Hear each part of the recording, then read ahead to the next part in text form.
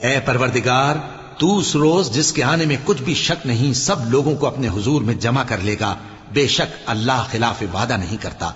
جو لوگ کافر ہوئے اس دن نہ تو ان کا مال ہی اللہ کے عذاب سے ان کو بچا سکے گا اور نہ ان کی اولاد ہی کچھ کام آئے گی، اور یہ لوگ آتش جہنم کا ایندھن ہوں گے۔ ان کا حال بھی فرعونیوں اور ان سے پہلے لوگوں کا سا ہوگا جنہوں نے ہماری آیتوں کی تکذیب کی تھی، تو اللہ نے ان کو ان کے گناہوں کے سبب عذاب میں پکڑ لیا تھا، اور اللہ سخت عذاب کرنے والا ہے۔ اے پیغمبر، کافروں سے کہہ دو کہ تم دنیا میں بھی عنقریب مغلوب ہو جاؤ گے اور آخرت میں جہنم کی طرف اکٹھا کیے جاؤ گے، اور وہ بری جگہ ہے۔ تمہارے لیے دو گروہوں میں جو جنگ بدر کے دن آپس میں بھیڑ گئے قدرت الہی کی عظیم الشان نشانی تھی۔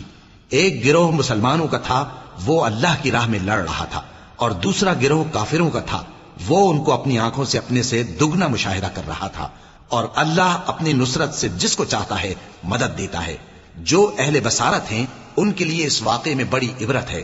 لوگوں کو ان کی خواہشوں کی چیزیں یعنی عورتیں اور بیٹے اور سونے اور چاندی کے بڑے بڑے ڈھیر اور نشان لگے ہوئے گھوڑے اور مویشی اور کھیتی بڑی زینت دار معلوم ہوتی ہیں، مگر یہ سب دنیا ہی کی زندگی کے سامان ہیں، اور اللہ کے پاس بہت اچھا ٹھکانہ ہے۔